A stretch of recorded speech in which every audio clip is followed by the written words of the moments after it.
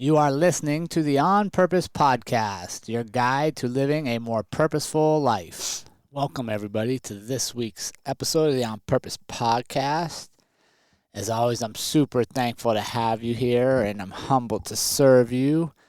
Before we get started, I want to say today is a first because we are recording outside in Mother Nature, thanks to our new purchase of a Jackery solar-powered generator. I'm recording out in the woods in the middle of the Black Hills of South Dakota, enjoying a nice cup of coffee and watching the sunrise. So, Jackery, if you're listening and you want to sponsor the show, jump on over because we appreciate your stuff. And for those of you listening, please hop over to our Patreon page where you can contribute and keep this show going, as we are a listener-sponsored show and a purposeful-driven community that is growing worldwide. So hop on over to patreon.com/the On Purpose Podcast to join our community even deeper. And we appreciate all of you that are already doing so and help make this thing go. All right. This week, team, we're going to talk about something I call the blaming game. And how you're never going to blame your way to a good life. You're never going to blame your way to the top in your career field or relationship. So let's talk about this. Bad relationships. It's always somebody else's fault, right? It's always your partner's fault. If only they'd have done this. If only they'd do this. They just don't understand. You're not performing well at work. It's got to be your boss's fault. It's got to be that stupid chief's fault, the sheriff's fault, the CEO. They just don't know anything. Everybody's fault. Life's just not what you want. Man, if only this would have happened, or if only that person would have done this, or if only my third grade teacher would have said this instead of that.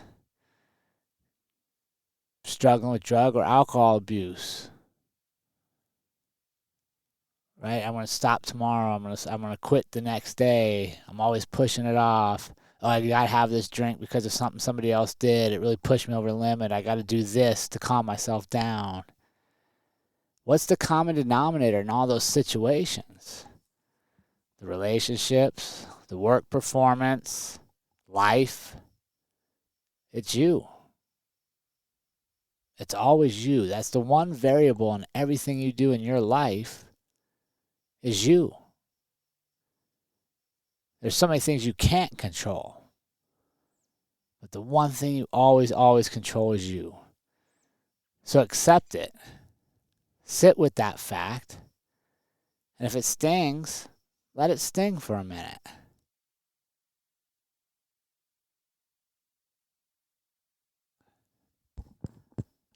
Because you're the only constant in all of these equations. Your life is your life. It is absolutely no one else's fault where you are at. And you are where you are, good, bad, indifferent, because of your choices, actions, and inactions.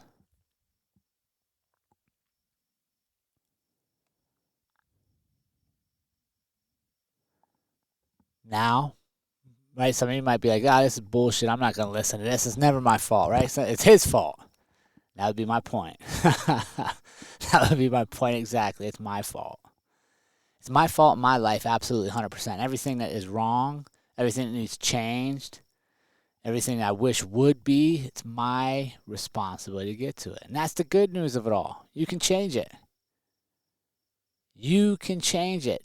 Simply right now, right here, you can simply say, I'm done. I'm done making excuses. I'm done blaming. I'm going to decide who I will be. I'm going to be accountable to the one person I have to be accountable to in the world, and that's me. I'm not going to lie to myself. No more I'll start tomorrows. No more I'm going to wake up early tomorrow. No more I'm going to quit drinking tomorrow. No more I'm going to love deeper tomorrow. No more I'm going to quit lying tomorrow. No more. Because here's the truth. If you can't be honest with yourself and you won't hold yourself accountable, the universe, fate, serendipity, coincidence, whatever you want to call it, it cannot work in your favor because it doesn't know what you want. So how do you start making changes to be honest with yourself? That's where everything starts, right? Is no more lying to me. I cannot lie to me anymore. I like to call these my 3 non-negotiables to yourself. These are 3 things that make you feel your best and that you know bring you happiness. That doesn't mean that they're perfect and that everything's going to change overnight, but there are 3 constants that if I do, I'm going to tip the odds in my favor. Things like working out, physical movement, moving your body. Your body is meant to be a machine. Move it. Taking care of your nutrition. Waking up early. Being to work on time. Spending more purposeful time with your family. Hiking. Whatever it is that you say, okay, my happiest version of me likes this, do it. Those are things that will put you in a good frame of mind, a good space to be, a place where you become your best self so you can serve others with your best self. So I'll share with you. I have 3 non-negotiables. For me, these are my 3 non-negotiables that I know if I do every day, there's a great chance that day is going to end up just how I wanted it, or that I will be better at the end of the day. And the people around me will have appreciated having me there for that day.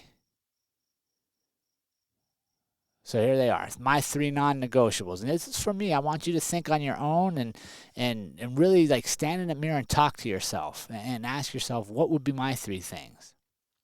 For me, the first one is simple. I move my body every day. I know I am more patient, open-minded, and easier to get along with after a good workout. Whether it's yoga, which I've really taken a liking to at this stage of life, going for a run, hiking, or when I'm in a time crunch, I'll just drop down and do a bunch of push-ups and air squats. But I know every day that I have to move my body to create those endorphins, to create that sense of, okay, I'm making myself better. That's my first one. My second one, gratitude practice each morning. First thing in the morning when I get up, I drink some water, I get a little bit of coffee, and I sit down and I write and acknowledge what I am grateful for, the abundance in my world. And quite honestly, think about this one, the sheer miracle that I'm even alive puts everything else into perspective. Suddenly traffic isn't a big deal. Suddenly that email response isn't a huge deal because it's a miracle I'm even here. And I tell people all the time that will say, well, I practice gratitude. I say it to myself. I'm like, no, saying it to yourself is not enough. The universe doesn't understand when you say something to yourself. Write it down. Make it a thing. Right? When you say it to yourself, it's still an idea. It's still out in the clouds somewhere, the clouds of your thoughts. Write it down, whether it's on your computer, on a piece of paper. The tangible act of you having your hands communicate makes it a physical thing. Now you're incorporating different senses.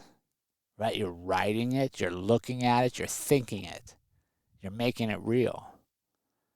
So first, I move my body every day. My number 2 is my gratitude practice. And my third is something I've really worked on post-police career. I was terrible at this when I was a police officer because I had my calendar full of stuff day after day after day, especially running the training unit, in the training unit. And then I was always on the go, raising kids with my wife and the 3 kids. Like, we were busy. So this is something I've really incorporated lately in my life, and it's paying huge dividends.